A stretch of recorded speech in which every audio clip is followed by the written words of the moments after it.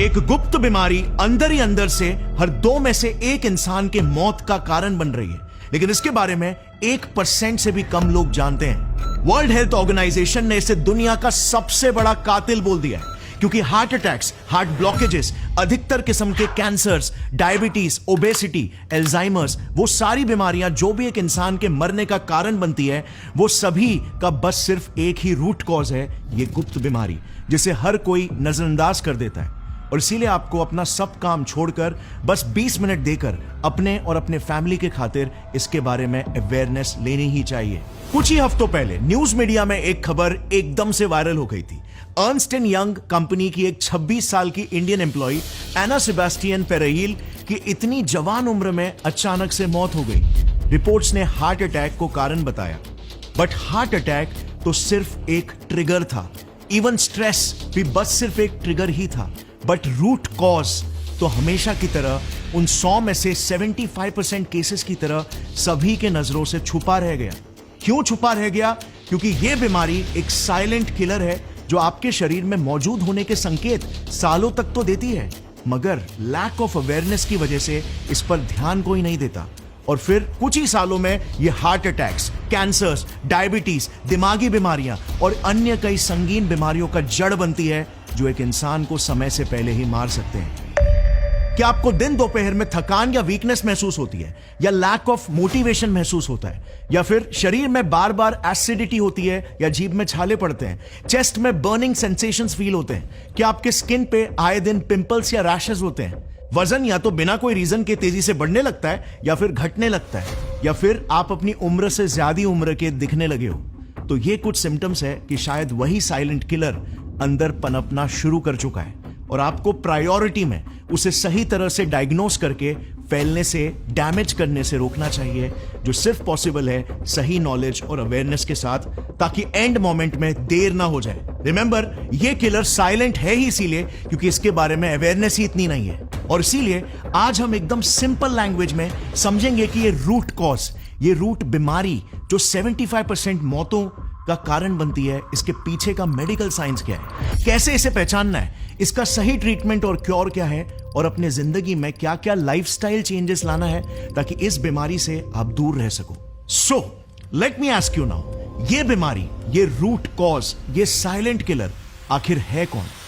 Well, इसे एकदम base से ABCD से समझने के लिए एक सिंपल सा एक्सपेरिमेंट परफॉर्म करते हैं। मैं अपने एक हाथ को दूसरे हाथ से जोर का चाटा लगाऊंगा और देखते हैं क्या होता है। Well, as you can see ये रेड हो गया, राइट? अपनी बात करूं तो मुझे स्ट्रॉन्ग स्टिंगिंग सेंसेशन और जलन जैसा महसूस हो रहा है। कभी सोचा है कि स्किन के अंदर एग्जैक्टली ऐसा क्या हो रहा होता है जो इसे बाहर से रेड अपीयरेंस देता है? बाय द वे, ये हर जख्म के साथ होता है, आपने देखा होगा, मगर ऐसा जलन जैसा सेंसेशन क्यों क्रिएट होता है, और इस एक्सपेरिमेंट का वो साइलेंट किलर के साथ क्या संबंध हो सकता है? वेल, थोड़ा सा होल्ड ऑन, आपको जल्द ही सब कुछ समझ में आ जाएगा। जैसे ही मैंने खुद को जोर से मारा, ऐसे में इंपैक्ट की वजह से मेरे टिश्यूज में माइक्रो डैमेजेस क्रिएट हुए। अब इन रिस्पॉन्स बॉडी ने सबसे पहले मेरे वहां के ब्लड वेसल्स को एक्सपैंड कर दिया ताकि ज्यादा से ज्यादा ब्लड उस एरिया में इन्फ्यूज हो सके, रिपेयरिंग प्रोसेस को किक स्टार्ट करने के लिए, और इस वजह से रेडनेस दिखाई देती है। मगर फिर पेन और जलन क्यों महसूस होता है?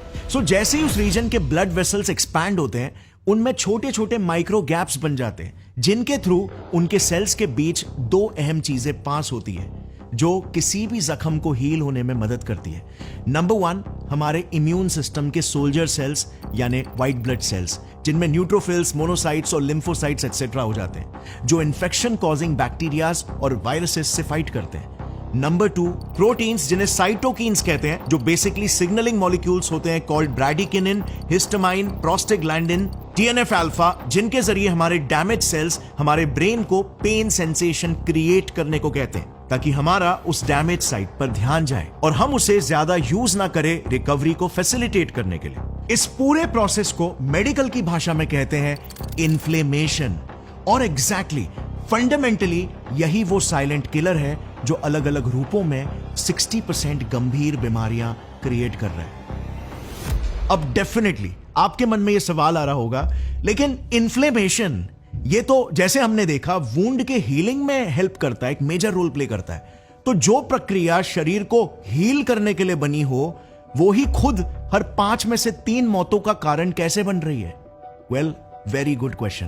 तो देखो, ये हाथ को चाटा मारने वाला जो एग्जाम्पल हमने लिया था ना, उसमें जो इन्फ्लेमेशन डेवलप हुआ था वो सिर्फ कुछ ही मिनटों तक रहता है। अगर कोई जख्म हो जाता है या लेट्स से आपको चेहरे पर कोई पिंपल आ गया, तब इन्फ्लेमेशन ज्यादा से ज्यादा कुछ डेज या कुछ वीक्स तक रहता है मैक्सिमम।